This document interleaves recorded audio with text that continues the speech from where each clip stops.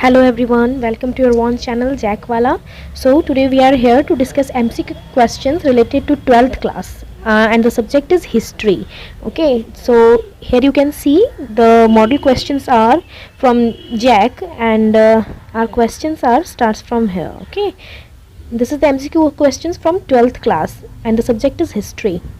So here we can see our first question and our first question is 1922 में मोहनजोदड़ो की खोज किसने की थी। मोहनजोदड़ो एक हड़प्पा सभ्यता का एक स्थल है जो सबसे बड़े स्थलों में से एक था और इसकी डिस्कवरी, इसकी खोज मोहनजोदड़ो की 1922 में रखलदास बनर्जी के द्वारा की गई थी। ठीक है, तो इसका हमारा सही आंसर होगा ए, रखलदास बनर्जी, क्योंकि दयाराम साहनी द्वारा 1921 में हड़प्पा की खोज की गई थी। So go forward to our next question and our next question is question number 2. Indica की रचना किसने की थी। इंडिका एक यात्रा वृत्तांत है, एक ट्रैवलर्स बुक है और इस ट्रैवलर्स बुक की रचना मेगास्थनीज ने की थी। मेगास्थनीज एक ग्रीक यात्री थे, यूनान के यात्री थे जो चंद्रगुप्त मौर्य के समय भारत की यात्रा पर आए थे और भारत की स्थितियों पर उन्होंने एक बुक लिखी थी जिसका नाम था इंडिका। तो हमारा जो सही उत्तर है वो बी, मेगास्थनीज है। So go forward to our next question and our next question is पुराणों की संख्या कितनी है। भारत में हिंदू मैथोडोलॉजी में और हिंदू धर्म में 18 पुराणों की चर्चा की गई है और यहाँ पर हमारा सही आंसर बी होगा 18। कुल पुराणों की संख्या 18 है।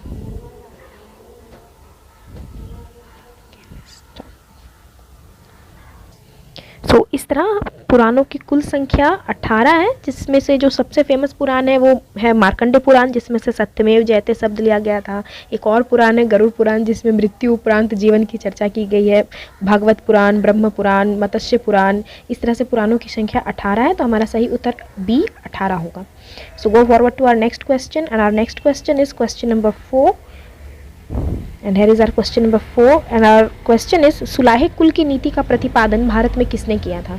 तो सुलाहे कुल एक ऐसी नीति थी जो सभी धर्मों में सामंजस्य बैठा के रखने की काम करती थी और इस नीति का अनुसरण भारत में अकबर के द्वारा किया गया था जो एक मुगल एम्पेरर था।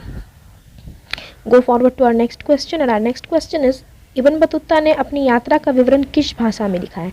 As we know Ibn Battuta अरबी यात्री था, वो अरब का रहने वाला था और इसलिए उसने अपनी यात्रा वृत्तांत अरबी भाषा में लिखी है। तो our right answer is option number D, Arabi. Go forward to next question and our next question is question number 6 and here is our question number 6. As we can see question is दामिने को क्या था।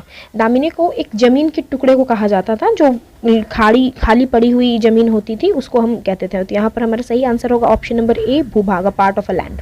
Okay, go forward to our next question and our next question is Ramanand के शिष्य कौन थे। Who were the disciples of Ramanand and our option is Raidas, B Kabir, C Dhanna एवं Pipa and D इनमें से सभी। तो इनमें से सभी, ये तीनों ही रामानंद के ही शिष्य थे। सो हमारा सही आंसर होगा ऑप्शन नंबर डी, इनमें से सभी।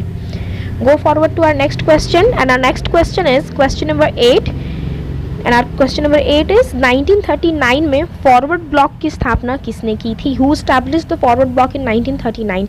एज वी कैन नो कि फॉरवर्ड ब्लॉक की स्थापना सुभाष चंद्र बोस के द्वारा की गई थी।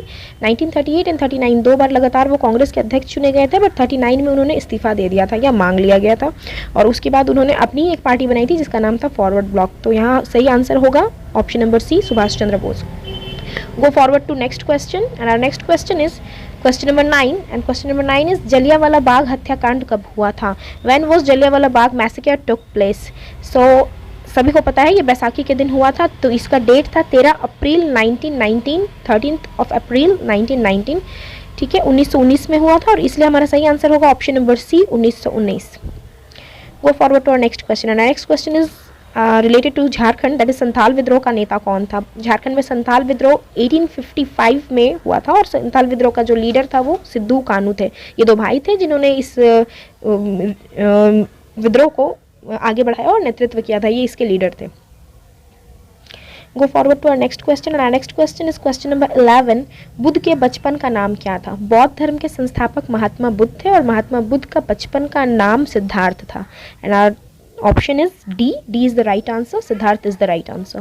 गो forward to our next question, question number 12 and the question number 12 is Bengal का विभाजन कब हुआ था। हम सब जानते हैं पार्टीशन ऑफ बंगाल, बंगाल का विभाजन 1905 में किया गया था।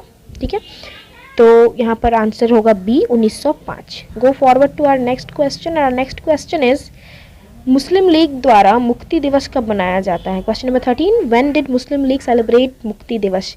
तो मुक्ति दिवस मुस्लिम लीग जो है वो 22 दिसंबर 1939 को मनाती है। क्यों? क्योंकि जब द्वितीय विश्व युद्ध शुरू हुआ था और कांग्रेस ने डिसीजन लिया था कि भारतीय सैनिकों को उसमें पार्टिसिपेट करना है ताकि ब्रिटिश हमें आज़ाद कर दे, तो मुस्लिम लीग और बहुत सारे मुस्लिम नेताओं ने कांग्रेस से इस्तीफा दे दिया था और इस उपलक्ष्य में ही मुस्लिम लीग द्वारा 22 दिसंबर 1939 को मुक्ति दिवस मनाया गया था। और अगर हम डेट याद ना रख पाएँ तो केवल द्वितीय विश्व युद्ध का तिथि हमको याद हो कि वो स्टार्ट 1939 से हुआ था, तो ये आंसर सही होगा ना। Right answer is D, 22 December 1939। So let's go forward to our next question. Our next question is 14 and question is किसका जन्म स्थान तलवंडी है? So here is our option is Kabir, B Nanak, C Raidas and D Meera. So हम जानते हैं कि कबीर का जन्म स्थान वाराणसी है, नानक का ननकाना साहिब है, मीरा का काकुरी या कुछ इस तरह के स्थान थे जो उनका जन्म स्थान था। तो यहाँ पर बच्चे रैदास, और रैदास का ही जन्म स्थान तलवंडी है। So go forward to our next question and our next question is question number 15 and here is our question number 15 and question is Vijayanagar की यात्रा निम्न में से किसने की थी? Who travelled Vijayanagar? तो विजयनगर साम्राज्य की स्थापना देवराज द्वितीय के समय में निकोली कॉन्टी ने की थी और ट्रैवलर्स ऑफ निकोली कॉन्टी नाम की एक बुक इन्होंने लिखी थी जिसमें विजयनगर साम्राज्य का चर्चा किया गया था कि वो साम्राज्य कैसी है, उसकी प्रशासनिक व्यवस्था कैसी है, उसकी एग्रीकल्चर सिस्टम्स कैसे हैं। और देखा जाए तो भारतीय इतिहास के सबसे समृद्ध राज्यों में से एक विजयनगर साम्राज्य रहा था और ये इकलौता ऐसा हिंदू साम्राज्य था उस टाइम पे भी जब संपूर्ण भारत में मुसलमानों शासकों का वर्चस्व था, तब ये अकेला एक हिंदू शासक राज्य था और इसकी यात्रा निकोली कॉन्टी ने की थी, जिसने बाद में इसके बारे में अपने book travels of Nicolo Conti में लिखा था। Let's go forward to question number 16 and here is question number 16 and our question is असहयोग आंदोलन की शुरुआत किसने की थी? Who started non cooperation movement? So as we know Mahatma Gandhi is the right answer here. उन्होंने 1920 में असहयोग आंदोलन की शुरुआत भारत में की थी। Let's go forward to our next question and next question is question number 17। Mahabharat का युद्ध कितने दिनों तक चला था? 12th के हिस्ट्री में एक सोर्सेस के रूप में बहुत सारे हिंदू ग्रंथों का, इपिक्स का और पुराणों का, उपनिषदों का सोर्सेस के रूप में इस्तेमाल किया गया है, इसलिए इस तरह के रिलेटेड क्वेश्चन पुराण और महाभारत से आपको यहाँ देखने को मिल रहा है। तो महाभारत का युद्ध कुल मिलाकर 18 दिनों तक चला था, इसलिए महाभारत का जो किताब है वो कुल 18 भागों में बटा है जिसे हम 18 पर्व के नाम से जानते हैं। ठीक है, तो यहाँ पर ये आंसर होगा C, 18 is the right answer. So go forward to our next question and our next question is question number 18 and you can see here question किस मुगल शासक ने हिंदुओं पर से जजिया कर हटाया था? Who was the Mughal emperor to have lifted the jizya tax on Hindu? तो जजिया था का जजिया एक ऐसा कर या टैक्स था जो हिंदू तीर्थयात्रियों पर या ऐसा कहें कि नॉन मुस्लिम तीर्थयात्रियों पर उनके तीर्थस्थल जाने के लिए वसूला जाता था लगान के तौर पे, और इसी को जजिया कहा जाता था। और इस शर्मनाक कर को हटाने का काम अकबर ने किया था। अकबर वो एम्पेरर था जिसने जजिया कर को हिंदुओं से समाप्त कर दिया था।